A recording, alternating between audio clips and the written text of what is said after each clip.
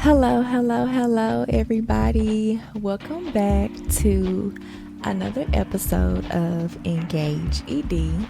I am your host, April Kirkendall, and today's episode is going to be a little different than the official episode that's going to be coming out next. Today's episode is going to be all about me reflecting on the connections that I have made with my students, my colleagues, with their parents, and the impact that it has had on me as an educator. I'll be reading and sharing some heartfelt letters from my previous students and sharing a bit more about who I am as an educator and my journey throughout education.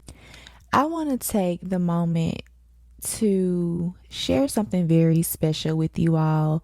As a former Spanish teacher, I have had the privilege of touching so many lives, and I have been touched by so many lives, like my incredible students, my colleagues, even my students' parents.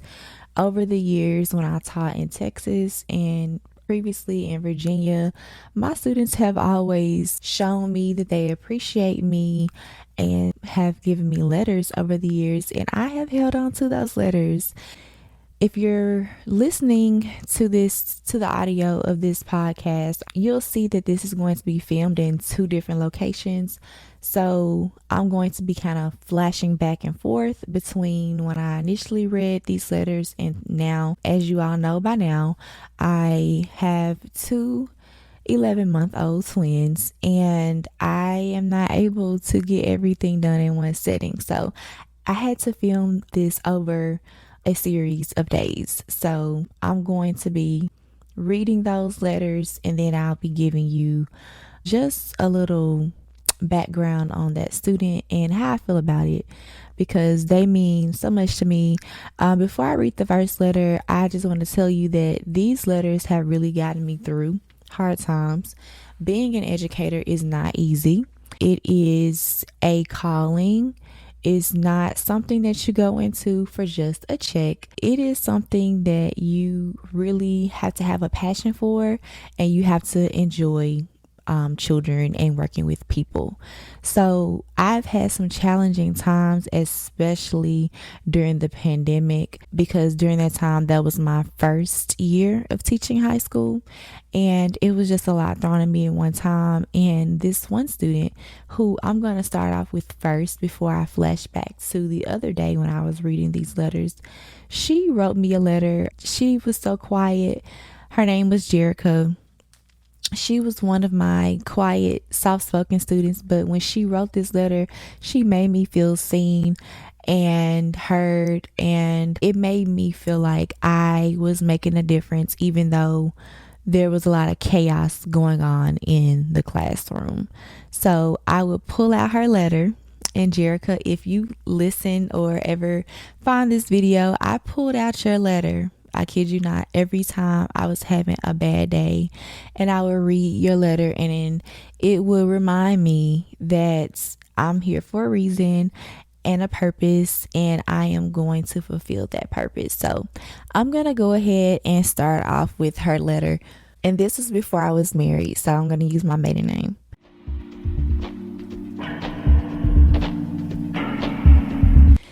Dear Miss Standback, I want for you to know that I think you are gorgeous and you are a sweetheart. You are one of my favorite teachers, and I want to thank you for sharing your knowledge, and no matter how disrespectful and arrogant these children may be, I will never change because I was raised better than that. I know I'm quiet, but I'm a proud student of yours. Love, Jerica, always. Jerica, that was just so sweet of you, and I appreciate your letter, and I'm going to continue to hold on to that. And I'm glad that you were able to get something out of my class. The next set of letters is going to be a little different. I was nominated by one of my students for Teacher of the Month. I didn't win. However, the words that the student shared about me, my principal, my supervisor, Rianne, she shared with me the words that the student wrote in the document to nominate me as the Teacher of the Month. So I'm going to share that with you, and then I'm going to give my insight on how I feel about it. I'm going to be reading this from my computer because it was sent through an email.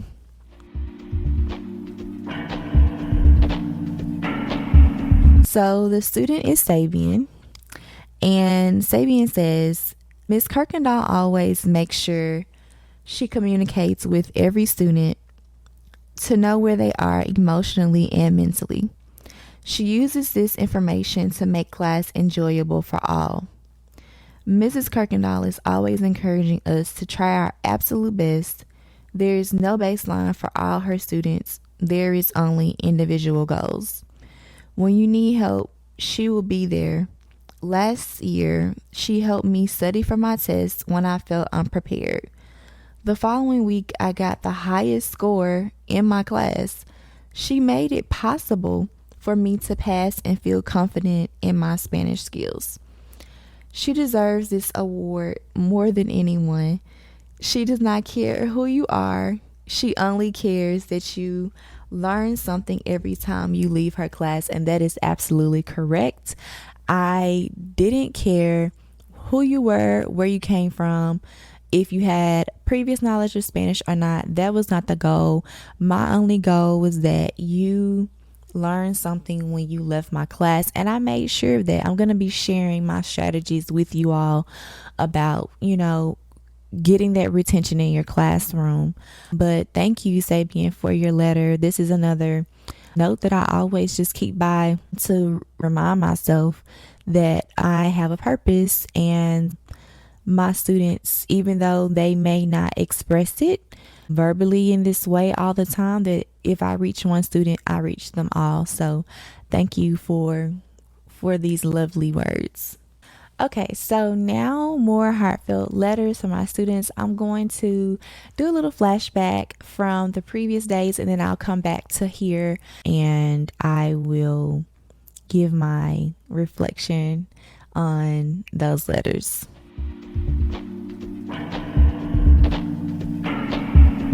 Spanish to me is more than a language. It's a way that me and my family live by. You have brought me closer to the people I love by teaching me the language I lost. Thank you is a phrase that undermines my appreciation for you. You are so sweet and so kind. May the rest of your year bring you what you desire.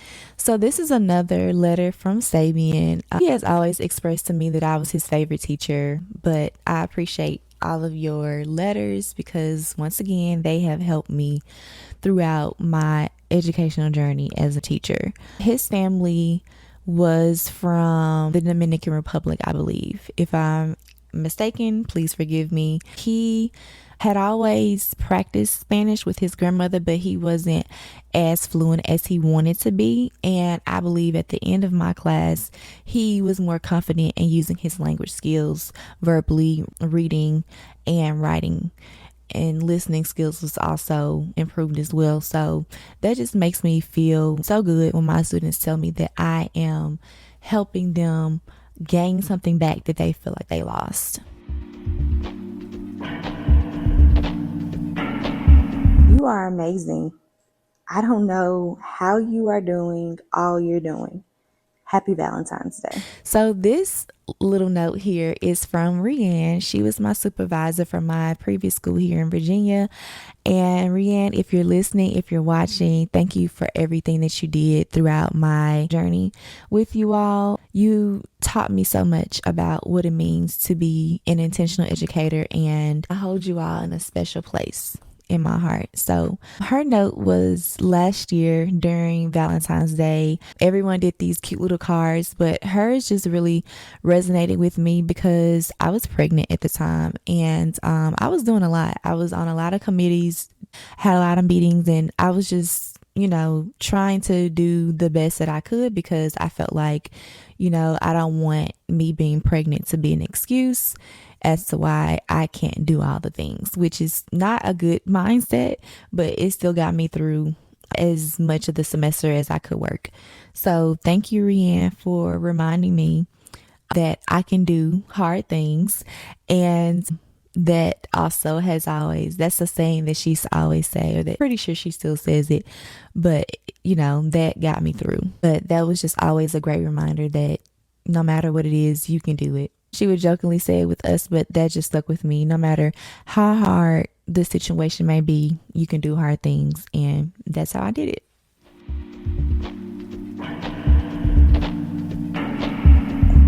I have enjoyed our late nights in the workroom, but now you have a new focus. I am so excited for you. So, this next note is from my colleague, Mindy. Hi, Mindy. If you're listening, if you're watching, I appreciate all of the moments that we had in the workroom. So, I worked at this high school for 2 years. And when I first joined the team, I was a little overwhelmed. There was so much to learn. It's an international baccalaureate school, and it's a completely different program that I had to learn. The framework of teaching was very specific, and I wanted to make sure that I achieved my goals that I set and that my supervisor set for me as well. So I would stay after work probably up until like 6, almost 7, almost every day. And I did that for a few months until I felt comfortable with the IB framework, and I did achieve that goal, and I was able to provide trainings on that. So Mindy was a math teacher, and she was one of the colleagues who also stayed after. She was grading papers. She was more experienced than I was with teaching. We were there for different reasons, but we would just talk and, share ideas. And it was just a joy working with her and having someone keep me company, so to speak, during those late nights. So that's something that I cherish and appreciate. So thank you, Mindy.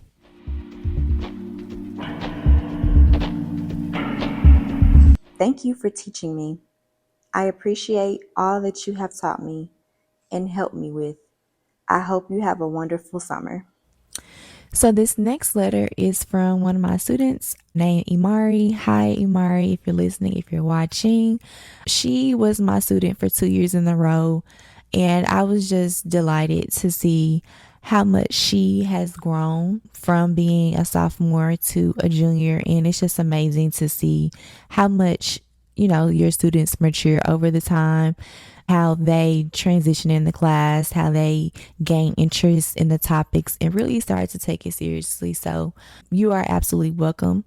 Everything that I taught you and that you received out of the class, it just makes me feel as though I have fulfilled my purpose, because that's all I wanted to do was serve you all. So I love helping my students.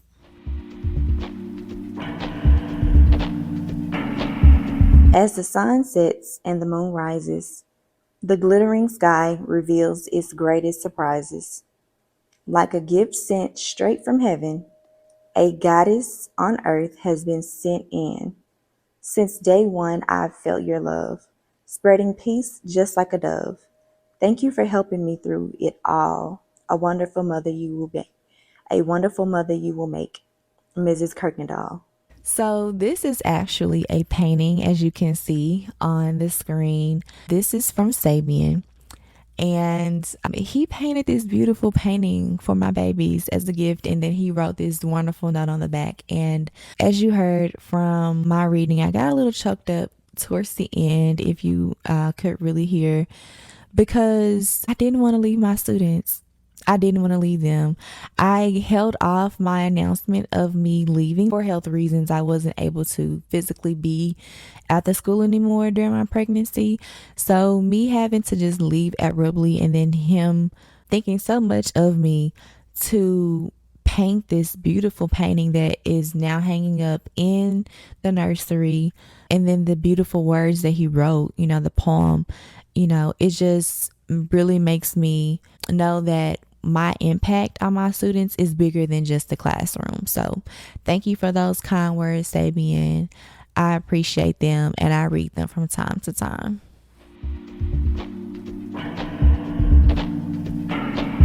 Thank you for everything you have done for our son during this school year. We appreciate all your efforts. So this last letter is from a parent, it's from their family. This is another one of my students that I had the opportunity of teaching for 2 years while he was a freshman and while he was a sophomore. And it's a delight to see my students progress over the years, how they mature and how they have new focuses, have new interests. I remember him gaining more interest in sports and wanting to make sure that his grades were on point for his games. And I just really appreciate how my students and their families show gratitude for all the support that I gave them. It was my absolute pleasure of serving you all and serving your community.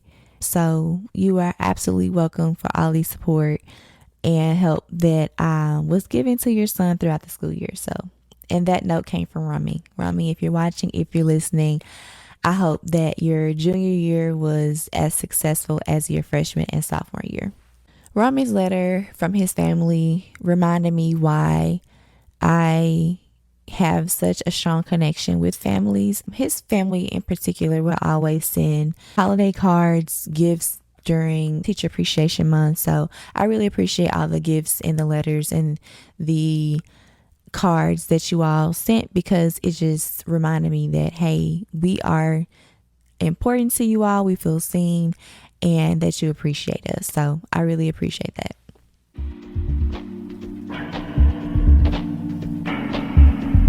So we're going to switch gears here. I would now like to share a little bit more about myself as an educator and where my journey began. So I started teaching Spanish 6 years ago. I started teaching an exploratory course for sixth graders. It was like a pilot program for IB. I really didn't know, or I wasn't taught the IB framework during that time. So the course was new and it was specifically for the sixth and seventh graders.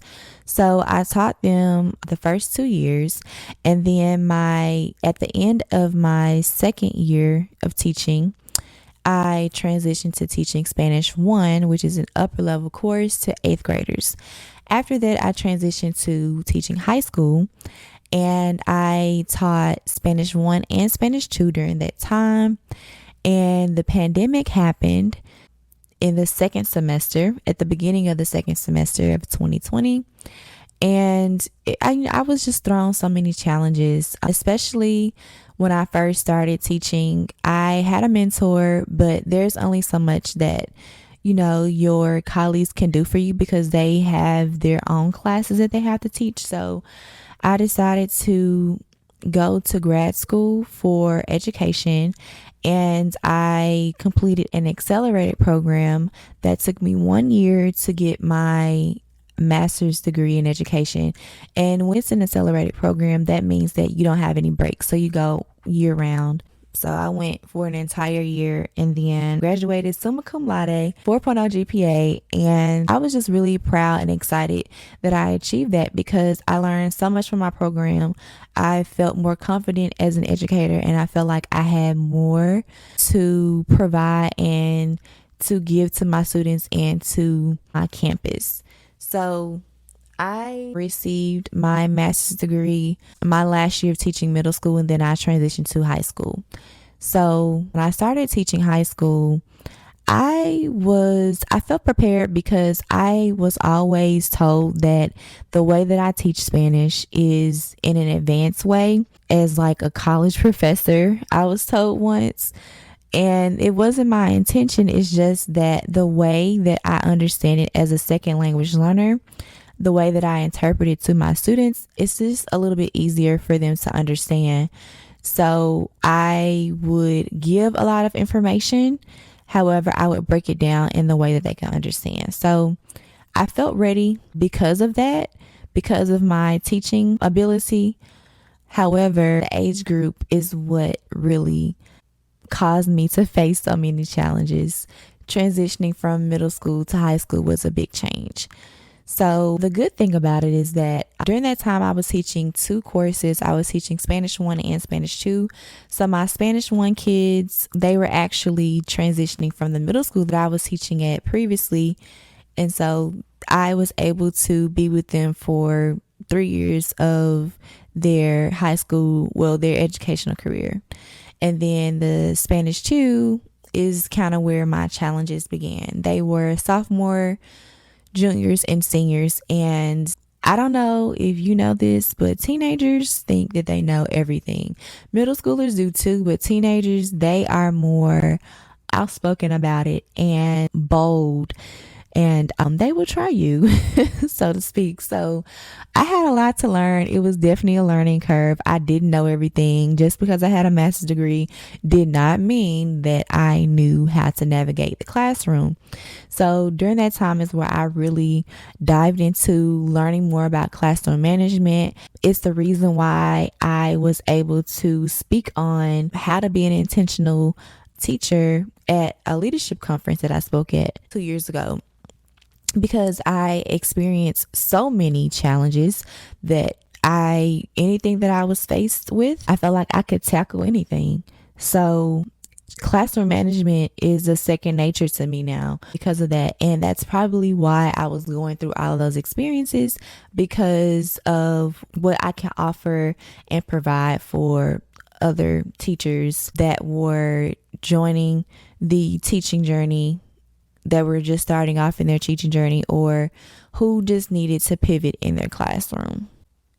Fast forward to teaching high school, my last year of teaching, which is at my previous school, I had the opportunity to speak at a leadership conference on how to empower all, meaning students, their parents, my colleagues, and how to gain a connection between the three. Also, how to incorporate administration and on those conversations and those connections, and how we can all work together for the better good of the student. So all in all, those challenges that I was faced with, the lessons that I learned, have all shaped me to the educator and to the woman and to the mother that I am today. And I have always believed in having a welcoming, inviting, engaging classroom. So I hope that you were able to gain that insight from my students, from my colleagues that left me those letters. And that is just a little tidbit of what you will get and receive from this podcast.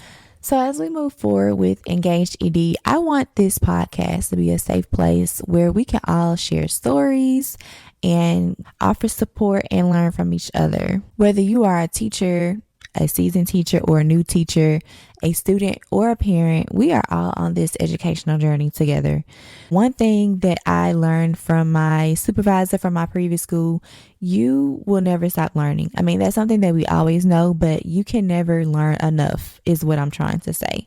So your educational journey does not stop here. So if you don't fit in that group, this podcast is still for you, because you should be striving to personal growth. If not, you need to make sure that you tune in so that you can learn how to achieve that. So thank you all so much for joining me today. Thank you for your support that you have shown me for the trailer of this podcast, and for being a part of this amazing community that we are all building together. Next week, we'll be diving into the full segmented episode. It's going to be titled Bridge Communication Gaps. I'll be talking with you about how to achieve effective communication inside and outside of the classroom, what you need to do to achieve that with your students, with their families, with your admin team, with your colleagues, whoever it may be. If you have any questions or want to share a story with me, please email me or send me a DM. My email is engageedpodcast@gmail.com, and you may DM me on Instagram at engageedpodcast. And don't forget to subscribe, rate, and review on your favorite podcast platform. And until next time, are you going to be a bridge builder or a barrier breaker? See you all next week.